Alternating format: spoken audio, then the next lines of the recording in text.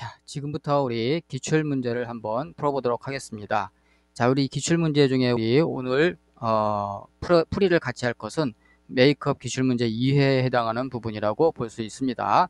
자, 그럼 같이 한번 풀어보도록 하죠. 자, 우리 1번 문제부터 한번 풀어보도록 하겠습니다. 자, 1번. 자, 18세기 말 인구는 기하급수적으로 늘고 생산은 산술급수적으로 늘기 때문에 체계적인 인구 조절이 필요하다라고 주장한 사람은 이렇게 물어봤습니다. 자, 여기 보기가 있죠? 자, 우리 보기에는 뭐가 있습니까? 자, 우리 보기에는 우리 1번 프린시스 플레이스, 2번 에드워드 윈슬로우, 3번 토마스 알 말더스, 4번 포베르터 코 이렇게 되어 있습니다. 자, 우리 어느 게 답이 될까요? 자, 우리가 생소하게 눈에 띄는 두 사람이 있죠? 하나는 우리 에드워드 윈슬로우하고 보기 2번에 3번에 하나는 토마스 알 말더스 이렇게 되어 있습니다. 저런 얘기 윈슬로우는 우리 공중보건학의 정의를 말했던 사람이고 바로 여기 보기 3번에 토마스 알 말더스가 우리 인구 조절론에 대해서 얘기했던 사람이라는 걸 알 수가 있죠. 그래서 우리 18세기 말에 인구는 기하급수적으로 늘고 생산은 산술급수적으로 늘기 때문에 체계적인 인구 조절이 필요하다라고 주장한 사람은 바로 토마스 알 말더스 보기 3번이라는 걸 알 수 있습니다. 그리고 보기 1번에 프랜시스 플레이스는 사상가고 그다음에 보기 4번에 포베르터 코우 같은 경우는 우리 세균의 아버지라고 불려서 우리 결핵균을 발견한 사람이라고 보면 되겠습니다. 자, 그래서 여기 1번의 답은 바로 어디가 될까요? 3번이 됩니다. 토마스 알 말더스가 바로 인구 조절과 관련된 내용을 주장한 사람이다 라는 거. 자, 이제 문제 2번을 한번 풀어보도록 하죠. 감염병 예방 및 관리에 관한 법률상 제1군 감염병이 아닌 것은, 자, 보기 1번 A형 간염, 2번 장출혈성 대장균 감염증, 3번 세균성 이질, 4번 파상풍. 자, 문제는 제1군 감염병이 아닌 것은 이렇게 물은 거로 봐서는 보기 4개 중에 3개는 반드시 1군 감염병이고 하나가 1군 감염병이 아니라는 얘기죠.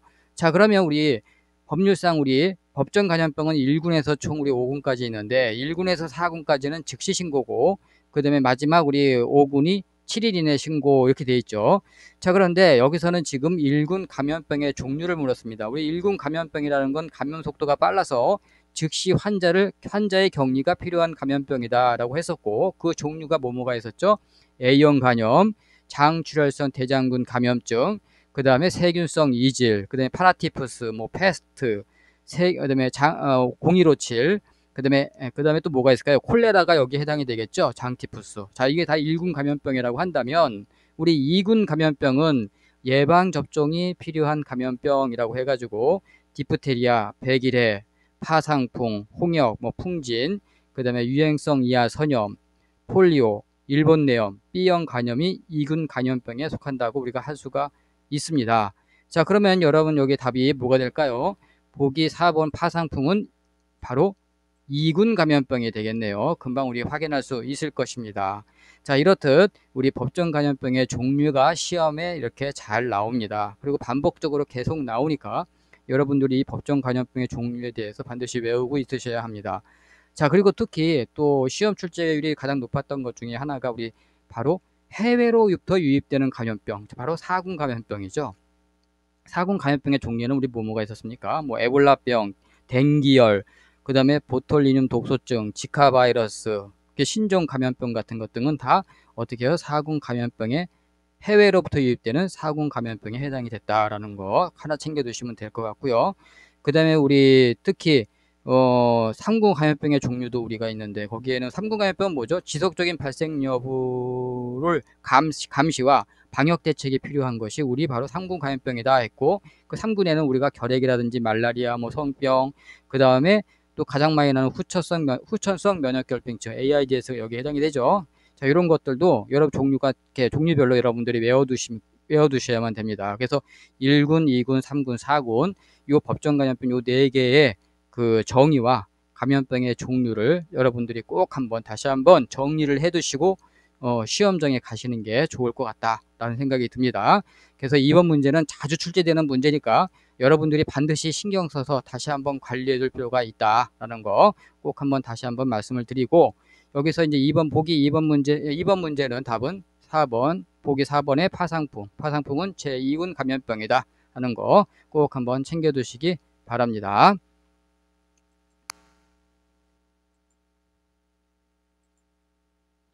자, 이제 3번 문제를 이어서 풀어보도록 하겠습니다. 자, 3번 장염 비브리오 식중독의 설명으로 가장 거리가 먼 것은? 자, 이렇게 물어봤습니다. 자, 보기 1번 원인균은 보균자의 분변이 주 원인이다.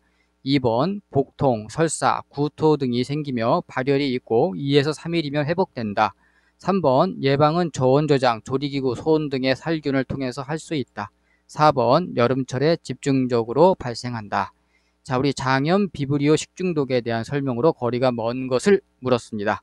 자, 우리 식중독에는 크게 두 종류로 나눌 수 있었죠. 하나는 감염성 식중독과 하나는 독소형 식중독으로 나눌 수가 있었을 것입니다. 그때 우리 감염성 식중독은 우리 이론 설명에 뭐라고 했었죠? 살모넬라균, 그 다음에 뭐 장염 비브리오균, 그 다음에 병원성 대장균, 이렇게 세 종류가 있다고 했었고, 그 다음에 우리 독소형 식중독에는 우리 보톨리누스균하고 포도당 구균이 있다, 이렇게 얘기를 했습니다. 자, 우리 그 중에서 이번에는 감염성 식중독 중에 우리 장염 비브리오균에 대한 내용으로 틀린 것을 물어본 겁니다. 자, 그런데 우리 장염 비브리오균은 어느 때 많이 발생되냐면 여름철에 우리 어류나 폐류, 그 다음에 해조류 및 생선에 오염된 어패류 등에서 또는 접촉된 도마나 식칼, 행주 등에서 2차 감염에 의해서 우리 감염되는 것이 장염 비브리오 식중독이다 라고 보면 되겠죠. 그래서 우리 복통이나 설사가 일어나고 구토 등이 생기고 발열이 있고 2에서 보통 3일이면 다시 회복된다. 그 다음에 우리 소금, 특히 이거 시험에 잘 나오는 부분이 또 하나 있었죠. 여기는 안 나왔지만 우리 소금 염분을 좋아하는 호염성균으로 해수, 염분 있죠. 해수해서 잘 생육한다라는 거, 요거 하나 챙겨 두셔야 됩니다. 장염 비브리오균은 여름철에 어패나 폐류, 해조류, 생선 및 오염된 어패류에 접촉한 도마나 식칼, 행주 등 2차 감염에 의해서 발생되고 복통, 설사, 구토가 생기고 발열이 있고 그다음에 2에서 3일이면 회복된다라는 것과 특히 소금을 좋아하는 호염성 균이기 때문에 해수해서 잘 생육한다는 것, 그 다음에 또 예방 같은 경우는 우리가 저온 저장, 조리기구, 소음 등의 살균을 통해서 할 수 있다라고 할 수 있는 것이죠.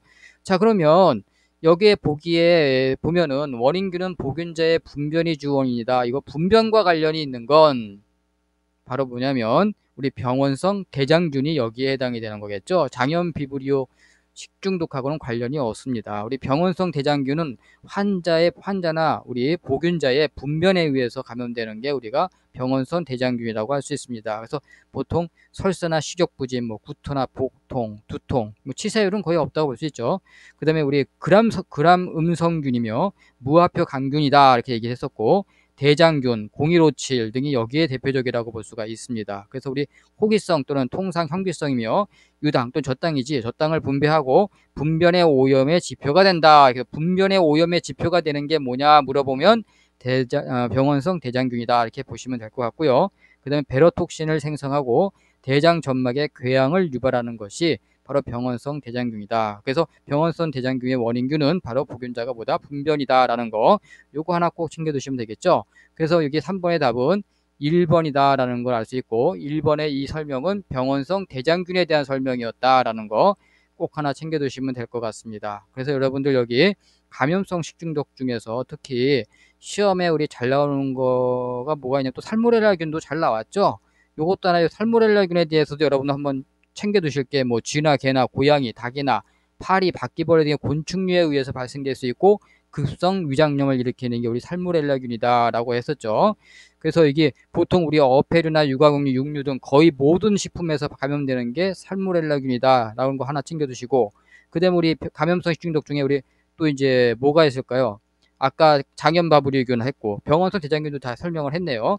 자, 그다음 우리 이제 독소형 식중독이 이제 시험에 나올 확률이 높은데, 지금 이번에 기출문제 같은 경우에서는 지금 감염성 식중독 중에서 우리 장염 비브리오균에 대해서 나왔다면 또 보통 다음번 시험 같은 경우는 이제 번갈아 나오죠.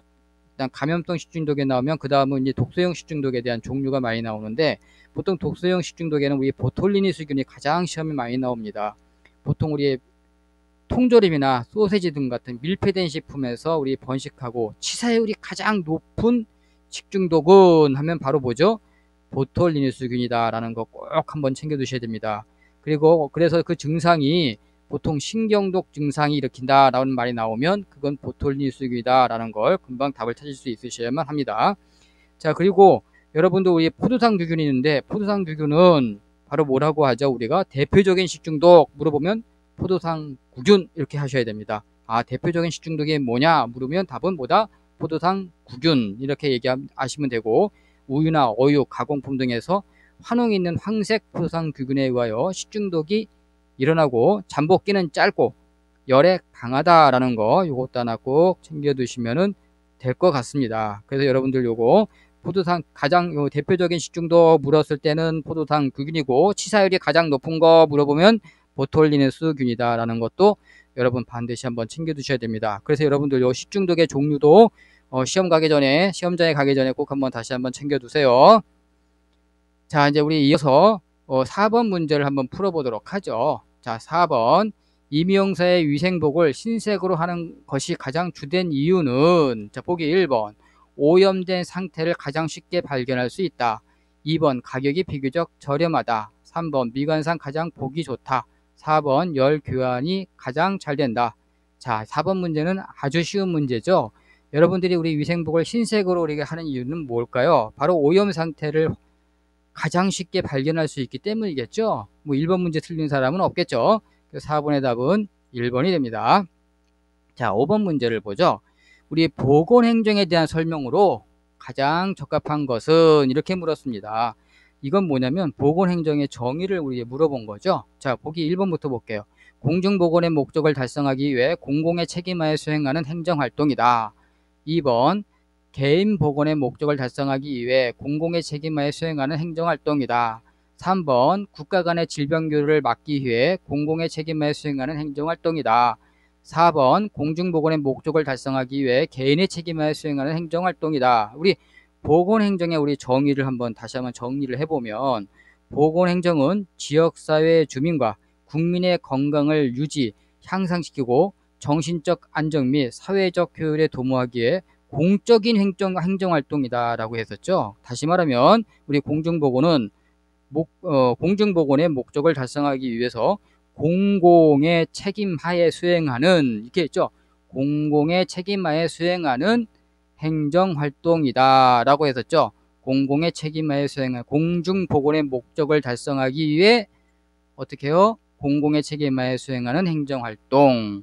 이거 조심하셔야 됩니다. 그래서 5번의 답은 1번이 됩니다. 여러분들 이거 3번하고 헷갈리시면 안 돼요. 공중보건, 보건행정이라는 행정이란 공중보건의 목적을 달성하기 위해 공공의 책임하에 수행하는 행정활동이다 라는 거 꼭 다시 한번 정리를 해 두시기 바랍니다. 그래서 5번의 답은 1번이 됩니다. 자, 이어서 이제 6번 문제를 풀어보도록 하겠습니다. 자, 6번. 모기가 매개하는 감염병이 아닌 것은 1번 일본내염, 2번 콜레라, 3번 말라리아, 4번 사상충증 이렇게 되어 있습니다. 자, 우리 모기가 매개하는 감염병은 종류를 물은 거죠. 자, 모기는 어떤 게 많이 발생이죠? 모기를 통해서 일본내염이라든지 뭐 말라리아, 사상충증이 여기에 해당된다고 볼 수 있겠죠. 뭐 답은 6번에 2번 콜레라가 틀리다는 거 금방 알 수 있습니다. 이 콜레라는 뭐죠? 주로 이 콜레라의 콜레라는 주로 우리 오염된 식수나 음식물 또는 뭐 과일이나 채소 등, 특히 또 연안에서 잡힌 우리 어패류를 먹어서 감염되거나 또는 오염된 손으로 음식물을 조리하거나 식사할 때 감염되는 게 우리 바로 콜레라죠. 그래서 모기하고는 전혀 관련이 없죠. 그래서 6번의 답은 2번이 됩니다.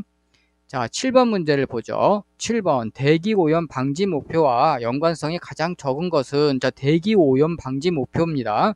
그와 관련된 연관성이 가장 적은 것은 이렇게 물었습니다. 자, 1번 경제적 손실 방지, 2번 직업병의 발생 방지, 3번 자연환경의 악화 방지, 4번 생태계 파괴 방지. 우리 대기오염과 관련된 거란 건 뭐 대기오염으로 인해서 우리 경제적 손실이라든지 자연환경이 악화된다든지 생태계 파괴가 이루어질 수 있겠죠. 자, 그런데 이거 직업병의 발생과는 관련이 없다고 봐야 되겠죠. 크게 직업병은 우리 산업재해와 관련이 있는 거죠. 그래서 7번의 답은 2번이라는 걸 금방 우리가 확인할 수 있습니다. 자, 이제 이어서 우리 8번 문제를 풀어보도록 하겠습니다. 자, 8번. 다음 중 식기류 소독에 가장 적당한 것은 1번 30% 알코올, 2번 역성 비누액, 3번 40도씨 온수, 4번 염소. 자, 이렇게 되어 있습니다. 자, 여기 오타가 있네요. 이게 다음 중입니다. 이건 아니죠. 다음 중 식기류 소독에 가장 적당한 것은, 자, 우리 식기류 소독과 관련이 있는 게 무엇이 있을까요? 자, 여기서 답은 2번 역성비누액이라는 걸 알 수가 있습니다. 그럼 역성비누액의 역할은 어떤 게 있기 때문에 우리 식기소독에 가장 적합한가 이렇게 알아보면 되겠죠. 우리 역성비누는 양이온 계면활성제의 일종이라고 할 수가 있고요. 세정력은 거의 없지만 살균력이 강하다. 즉 세정력은 거의 없고 살균력이 강하다라는 거 꼭 하나 챙겨두시고, 냄새가 거의 없고 무해하며 자극성과 독성은 적고, 그 다음에 물의 잔로가 흔들면 거품이 나는 게 우리 역성비누액이다. 그 다음에 10% 용액으로 200에서 400배 희석하여 손소독에 사용할 수 있고, 0.01에서 0.1%로 수지, 과일 및 채소, 식기소독에도 적합하다 이렇게 되어 있습니다. 자, 그럼 식기소독에 적합한 것은 뭐다? 역성비누액이다. 역성비누액은 특히 시험에 잘 나오는데 별도로 잘 나오는 내용이 뭐가 있냐면 세정력이 거의 없고 살균력이 강하다라는 거 꼭 하나 챙겨 두셔야만 됩니다. 그리고 또 냄새가 없고, 그 다음에 무해하고 자극성과 독성이 적다. 물의 잔로가 흔들면 거품이 난다라는 거, 이것도 하나 꼭 챙겨 두시면 되겠습니다. 그래서 8번의 답은 2번이 됩니다. 자, 9번. 살균력과 침투성이 약하지만 자극이 없고 발포작용에 의해 구강이나 상처 소독에 주로 사용되는 소독제는 1번 페놀, 2번 염소, 3번 과산화수소, 4번 알코올. 자, 이 9번 문제는 시험에 아주 반복적으로 잘 나오는 문제입니다. 그렇기 때문에 또 답도 금방 찾을 수가 있어요. 왜? 구강이나 상처 소독에 주로 사용되는 소독제 하면 딱 하나밖에 없죠. 과산화수소수 이렇게입니다. 과산화수소수가 우리가 화학식이 H2O2 이렇게 되어 있죠. H2O2가 뭐다? 과산화수소다 이렇게라는 거, 요것도 하나 여러분 챙겨두시면 좋을 것 같고요. 화학식도 이 과산화수소는 구강이나 상처 소독에 사용되는 것이다. 그래서 이 과산화수소는 도대체 뭐냐? 그러면 3%의 수용액을 사용하여 살균력과 침투성은 약하지만 자극이 없고 발포작용에 의해 구강이나 상처 소독에 주로 사용되는 소독제고, 구내염, 인두염, 입안세척, 상처 등에 사용된다라는 거. 또한 분해 시 우리 발생하는 발생기 산소의 산화력을 이용하여 표백이나 탈취, 살균 효과를 나타내는 소독제다. 보관은 우리 차광 기밀 용기에 보관한다 라는 겁니다. 10번 문제를 풀어보도록 하겠습니다. 자, 10번. 세균 증식 시 높은 염도를 필요로 하는 호염성 세균에 속하는 것은, 자, 1번 콜레라, 2번 장티푸스, 3번 장염 비브리오, 4번 이질 이렇게 되어 있습니다. 자, 이거 10번 문제는 바로 우리 앞서 풀었던 3번 문제하고도 연관이 있죠. 우리 장염 비브리오균은 어디에서 잘 증식된다고 했었죠? 제가 설명했을 때 바로 어디죠? 소금, 염분이죠. 염분을 좋아하기 때문에 호염성균으로 해수에서 잘 생육한다라고 했었죠. 그래서 호염성균이다라고 했습니다. 그래서 10번의 답은 3번이라는 거 금방 알 수가 있습니다. 요거 꼭 챙겨두시기 바랍니다. 장염 비브리오. 자, 이제 11번 문제를 풀어보도록 하죠. 자, 11번. 소독 방법에서 고려되어야 할 사항으로 가장 거리가 먼 것은, 자, 1번 소독 대상물의 성질, 2번 병원체의 저항력, 3번 병원체 아포 형성 유무, 4번 소독 대상물의 그람 염색 유무. 자, 우리 소독 방법 시 고려되어야 할 사항이 우리 세 가지가 있었죠. 우리 첫 번째 뭐가 있습니까? 첫 번째는 우리 소독 대상물의 성질, 그 다음에 병원체의 저항력, 그 다음에 병원체의 아포 형성 유무다 이렇게 얘기했었습니다. 우리 소독 방법에서 고려하여야 할 사항 요 세 가지는 반드시 챙겨줘야 된다 이렇게 얘기했었죠. 그 다음에 4번에 해당하는 보기 4는 여기에 해당되지 않죠. 자, 금방 그래서 이거 11번의 답은 4번이라는 걸 알 수가 있습니다. 그래서 11번 같은 경우는 소독 방법에 고려되어야 할 사항을 세 가지를 여러분들이 꼭 다시 한번 암기해 두시면 될 것 같습니다.